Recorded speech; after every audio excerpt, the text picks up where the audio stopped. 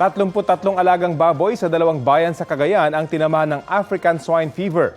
Ayon sa datos ng Provincial Veterinary Office, sumailalim sa culling at inilibing na ang 12 baboy sa Peña Blanca matapos makitaan ng mga sintomas ng ASF. Nakitaan din ng parehong sakit ang 21 baboy sa 2 barangay naman sa Alcala. Sa ngayon, bawal na ang pagpapapasok at pagpapalabas ng mga buhay at karne ng baboy sa mga apektadong lugar para maiwasan ang pagkalat ng sakit. Nagsagawa na rin ng massive disinfection doon at kumuha ng blood samples para suriin mula sa mga alagang baboy sa kalapit lugar. Kapuso, alamin ang maiinit na balita. Bisitahin at mag-subscribe sa GMA Integrated News sa YouTube.